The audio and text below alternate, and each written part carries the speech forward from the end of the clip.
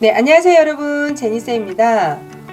주말에 세미나 한 내용을 가장 많이 선생님들 질문 나왔던 사항들을 좀 몇 가지 적어 봤거든요. 이렇게. 그래서 하나하나 좀 이야기도 나눠 드리고, 그리고 좀 메모하실 분은 하셔도 될 것 같은 그런 팁이 있어서 제가 영상을 켰습니다. 강사님으로 계시다가 이제 뭔가 운영을 할 때는 내가 오너이자 리더이자 또 원장이라는 자리이기 때문에 특히 상담에서만큼은 원장님들께 제가 어떤 이야기를 해드리고 싶냐면, 상담을 잘 하십시오. 상담을 놓치면 안 됩니다. 아닙니다. 그거 이전에 더 중요한 것이, 원장님의 상담에는 언제든지 학부모님과 이야기했을 때 빠져나갈 구멍을 만들어야 된다. 그 이야기를 한번 해볼게요. 가령 예를 들어서 이제 처음에 오픈을 하고 창업을 하면 아이들이 그렇게 잘 모이지 않거든요. 그러다가 시간이 한 서너 달 정도 지나면 아이들이 모이기도 하고요. 또 겹치는 시간이 늘어나기도 합니다. 그럴 때 처음에 상담은 내가 시간 레벨링이 없이 무학년제 무레벨이다, 이런 경우 원장님들이라면 더 이 영상에 상담을 어떻게 해야 되는지 한번 들어보세요. 무학년제 무레벨로 인해서 누군가는 되게 장점이 될 수 있고요. 이거를 잘 활용하지 못하면 누군가에겐 독이거든요. 그래서 한 번도 무학년제 무레벨을 해보지를 않았어, 내가 강사 시절에도 그런 경험이 없어 라고 한다면 처음에는 좀 배우셔야 돼요. 그런데 시간이 지나다 보면 이 무학년제 무레벨은 가장 효율적이고, 학생도 저도 그렇게 버려지는 시간이 없어서 되게 서로에게 좋거든요. 그런 장점이 있다라는 것과, 그랬을 때 어머니들께서는 내가 장점으로 이야기를 하죠. 무학년제 무레벨입니다. 제가 상주하는 시간은 이때부터 이 시간까지입니다. 아무 때나 보내주십시오 라고 했지만, 한 서너 달 후에 아이들이 많이 찼을 때 그것도 모자라서 몰리는 시간이 있거든요. 그럴 때는 무학년제 무레벨이라고 했는데 아이가 수업을 못 받는 경우가 있다던가, 아니면 엄마 내가 지금 자리가 없어서 대기하고 있다던가, 이런 경우가 있어요. 그런 걸 대비해서 어떻게 상담하시냐면, 처음에는 있는 그대로 솔직하게 이야기하는 거예요. 제가 창업을 한 지 이제 얼마 안 되어서 학생 수가 별로 안 됩니다.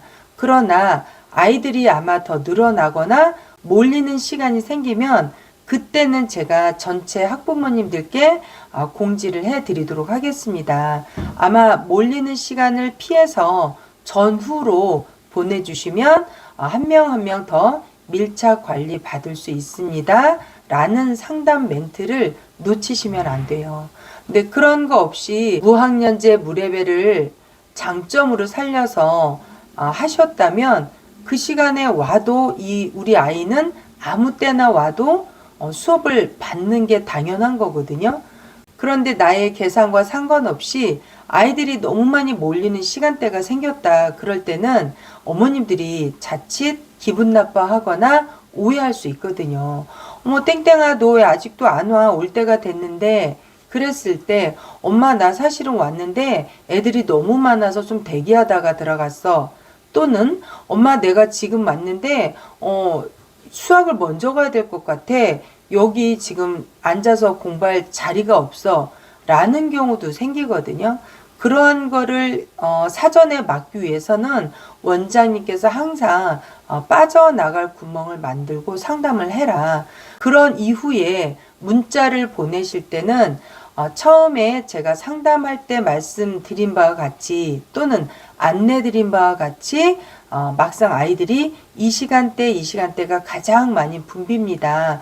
그러니 전후로 좀 보내주시면 훨씬 더 어느 누구도 또 손해나지 않게 충분히 수업을 다 받을 수 있겠습니다.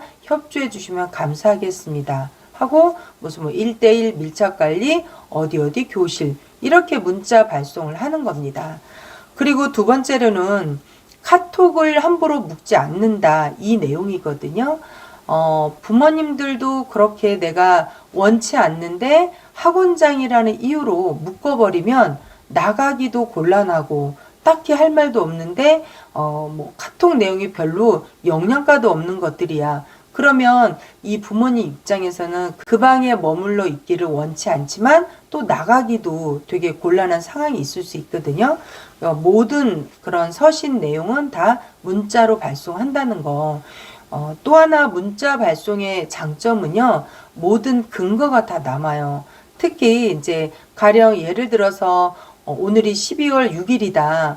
그런데 이 자녀가 오늘 세교제를 받았어요. 예를 들어서. 그렇다 보면 저는 12월 6일 해놓고 이렇게 좀 여유를 남겨놔요. 왜냐하면 그 교제를 한 달 만에 끝내는 아이가 있는가 하면 누군가는 한 달 반 아니면 그 이상 소요돼서 끝날 수도 있거든요. 그런데 이 어머니께서 어제 오셔서 12월 교육비를 결제했다고 했을 때 결제를 해드렸어요. 그런데 오늘 자녀 교재를 보니까 어머 12월 달 교재를 받아야 되네 이런 경우 있거든요. 그럴 때는 추가로 교재비를 바로 받지 마시고 모든 그런 문자 발송으로 증거를 남기되 사진을 찍어서 남기시는 거예요. 이 오늘 교재 배부받은 교재 날짜 쓰고 땡땡이 이름 쓰고 어머님 어제 교육비 감사드립니다. 오늘 땡땡이가 이 교재를 부여받아서 수업 중에 있습니다. 이 추가된 교재비는 다음 달 1월에 교육비에 정산될 예정입니다. 하고 똑같이 믿고 맡겨주셔서 감사합니다. 1대1 밀착관리 무슨 교실 이렇게 보내시는 거거든요. 그러한 증거가 남지 않다 보면 이 어머님께서 1월달 똑같은 초에 오셨다. 결제를 하실 때 나 그때 그 교재랑 같이 결제한 것 같은데 라는 서로의 그런 실수이거나 오해가 충분히 있을 수 있거든요. 그럴 때 원장님도 저도 실수해요. 냈는데도 또 받을 때 있거든요. 그럴 때는 문자 발송된 거를 쭉 훑어보시면 제가 이때 이 사진을 캡처해서 보내드렸습니다. 어머니께서 바쁘셔서 확인을 못 하신 것 같아요. 라고 증거로 제시할 수 있다라는 거죠. 왜냐하면 우리가 다 교재를 사서 아이한테 주는 거잖아요. 또 하나는 교육청에서는 그 교재비를 별도로 못 받게 되어 있거든요. 그럴 때 선생님들의 응답은 어떻게 이야기를 하냐. 각 교실마다 컨텐츠를 사용합니다.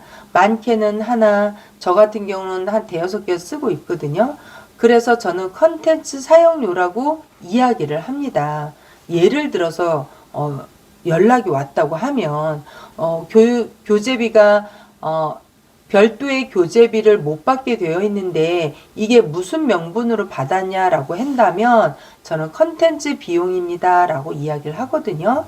문법도 그렇죠. 독서도 그렇죠. 또 서술 영작도 컨텐츠, 뭐 강사는 아닐지라도 무한한 자료들을 제가 컨텐츠라는 무기를 사용해서 저는 그 비용입니다 라고 이야기를 합니다.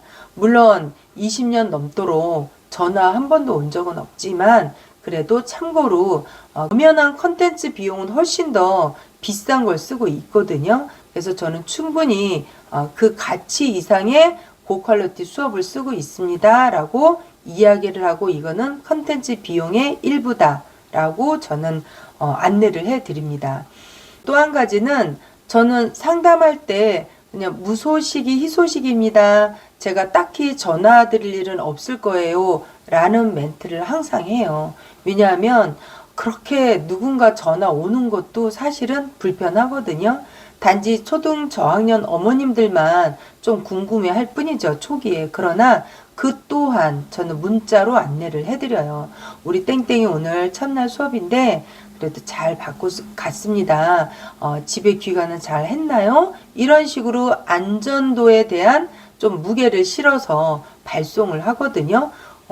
아이가 열심히 합니다. 잘합니다. 사실은 그 멘트는 초기에 어울리지 않거든요. 그래도 저학년이고 또 노심초사 어머님들이 기다려요. 얘가 오늘 첫날인데 잘 갔을까? 잘 도착했을까? 아이들과 잘 어울려서 그 분위기에서 공부를 했을까? 이런 거를 좀 걱정하시거든요. 그래서 아이가 잘 등원했습니다. 하원은 잘 귀가했나요? 이런 문자를 좀 처음에는 몇 번 정도 관리해 주시는 게 좋다라는 거. 하다 보면 안 고쳐지는 아이들 있습니다. 제가 이번에 또 질문이 많이 나온 게 그런 아이들 어떻게 관리하나요? 도대체가 도통, 말도 안 들어, 숙제도 안 해와, 이런 아이들 너무 힘듭니다. 제가 너무 힘듭니다. 감정 노동으로 제가 너무 탈진됩니다. 이런 질문이 있었어요. 저는 이렇게 답변을 해 드렸습니다. 선생님, 그 에너지를 더 이상 낭비하지 마십시오. 이 공간에서 제일 중요한 분은 원장님이십니다. 원장님께서 여기가 청학동 교실이 아니기 때문에 그 아이의 인성이나 자세나 태도나 글씨 쓰기 이거를 지도하라고 여기에 보낸 게 아니거든요. 물론 그것도 잘해주면 너무 좋으련만 안 되는 아이들은 안 돼요. 우리 교실이어서 안 되는 게 아니라 다른 학원을 다녀도 안 됩니다. 그거는 부모님과 아이가 협업으로 해서 개선해 나가고 고쳐 나갈 일이지 여기가 예의를 가르치는 곳이나 글씨를 잘 쓰기 위한 그런 장소 목적이 아니거든요. 그래서 저는 그 감정까지만 딱 이입을 하십시오라고 답을 드렸어요. 원장님께서 좋은 에너지도 좋은 기운도 끊임없이 내 스스로 마인드 컨트롤이 돼야 하거든요. 그런데 이놈의 자식이 내 감정을 다 다운되게 만들어. 그러면요, 그 다음에 좋은 에너지 텐션을 유지할 수가 없어요. 얘 자녀도 봐야 되죠. 저 자녀도 봐야 되죠. 이 친구도 봐줘야 되죠. 얼마나 할 일이 많겠어요. 그런데 그 안 되는 아이를 나화시키려니까 너무 힘든 거예요. 들어요. 저는 굳이 내가 왜 그 감정 노동을 그 자녀에게 다 쏟냐 이 이야기를 하고 있는 거예요. 그래서 행여나 남아있는 에너지가 있다면 아끼고 축적했다가 잘하는 아이들을 더 잘할 수 있도록 에너지를 나눠주는 거죠. 그게 원장님이 하실 일입니다. 안 되는 자녀는 딱 거기까지만 선생님께서 신경을 써주시면 돼요. 안 되는 자녀는 그 자녀가 할 수 있는 목으로서의 100을 맞춰주시면 돼요. 이런 거죠. 새끼손가락이 제일 작잖아요. 이 손가락도 다 다르거든요. 똑같으면 기능을 못해요. 다 다르기 때문에 물건을 잡을 수가 있고 내가 구부릴 수가 있고 밥을 먹을 수가 있고 생활을 할 수 있는 거거든요. 다 똑같으면 할 수가 없다라는 거예요. 그 다름을 인정하는 편이 훨씬 낫다. 어머, 새끼손가락 너무 작아 라고 얘를 잘라버릴 수는 없다는 거예요. 작지만 얘는 얘로서 100 역할을 한 거예요. 그런 것처럼 힘든 자녀지만 그 자녀가 할 수 있는 100이 있어요. 글씨 엉망도 괜찮거든요. 괜찮아. 여기까지만 해. 너랑 나랑 딜을 하자. 시간 1시간 반이 힘들다고? 그럼 여기까지만 하자. 이렇게 해서 그 자녀로서 할 수 있는 100을 서로 딜을 하는 거예요. 그 이상의 감정을 넣을 필요도 없고 그 이상으로 얘를 잡을 필요도 없다라는 거예요. 왜? 그 자녀는 여기가 맥시멈이니까. 저는 그렇게 제가 안내를 해드렸습니다. 그래서 안 되는 자녀를 굳이 나화시키지 말아라. 행여 그 남아있는 에너지가 있다면 더 잘하는 학생들에게 골고루 나눠줘라 라는 말씀 드렸고요. 또 추가로 안 되는 자녀들 특히 어머님들께 우리가 징징대죠. 어머님 얘가 오늘 또 이랬어요. 어머님 이 자녀가 또 숙제를 안 해왔어요. 어머님 이 자녀가 학원에서 이런 일이 있었어요. 이런 거 가급적이면 수위 조절을 하시고 최대한 노출을 안 하셨으면 좋겠다라는 말씀 드려요. 왜냐하면 진짜 내가 학생 수만 더 차면 내가 너를 영순위로 자를 거야. 내가 너를 영순위로 퇴출시킬 거야. 라는 학생 분명히 있거든요. 그런데 그 자녀를 내가 감정을 계속 숨기죠. 표출하지 않고 어머니께. 그러나 한 번에 터지는 수가 있거든요. 그래서 사전에 한두 번은 어머님 이 자녀가 이러한 일이 있었습니다. 좀 협조 부탁드립니다. 이렇게 몇 번은 보낼 수 있거든요. 왜 보낼까요? 내가 내 마음에서 이미 정리가 됐을 때는요, 이 학생에 대한 감정이 그 이상 그 이하도 없거든요. 그런데 나 혼자 감정으로 쌓이다가 어머님 다른 학원 알아보시는 게 좋겠어요 라고 일방적으로 나중에 문자나 연락을 하게 되면 그 받는 어머님 굉장히 기분 나쁘고요. 또 동네 장사이다 보니까 소문이 금방 나요. 어머 거기 원장님은 이런 것 때문에 애를 다른 학원 알아보라고 되게 기분 나쁘게 하더라. 이렇게 오버해서 소문낼 수 있거든요. 그래서 사전에 내가 힘들다는 거, 내가 언짢다는 거, 당신의 아이 때문에 우리 교실 분위기가 이렇게 됐다는 거를 한 서너 번 정도 알릴 필요는 있다. 그래야 그 어머니께서 마음의 준비를 하세요. 얘를 계속 보낼지 다른 학원으로 옮길지. 그래서 내가 참을 수가 있어. 내 선에서 컨트롤이 가능해 라고 하면 참으시면 되고요. 내가 못 참아. 이제는 힘들어 라고 할 때는 사전에 작업을 하셔야 된다는 거 또 한 가지 제가 그렇게 답을 드렸습니다. 끝으로 오늘 원장님께서 토플 준비하려고 하는데 이 교재 저 교재 사기가 너무나 조금 다소 부담스럽습니다 라는 원장님이 계셨거든요. 물론 초보 원장님이십니다. 그런데 네, 요즘에 토플 웹사이트가 완전히 바뀌었어요. 거기 들어가시면 샘플 모의고사가 있거든요. 굳이 내가 미리 사전에 교재 사지 않더라도 이 자녀가 토플 그런 스텝으로 해도 되는지 아니면 토플 주니어를 하는 단계인지를 원장님께서 꼼꼼하게 무료로 테스트 볼 수 있으니까 거기서 점검하시고 또 2월 달에 응시하시면 될 것 같습니다. 자정이 넘었습니다. 오늘 좀 더 많은 몇 가지가 있는데 제가 추후 또 기회가 되면 영상으로 올리도록 하겠습니다. 도움되셨으면 좋겠어요, 여러분. 감사합니다.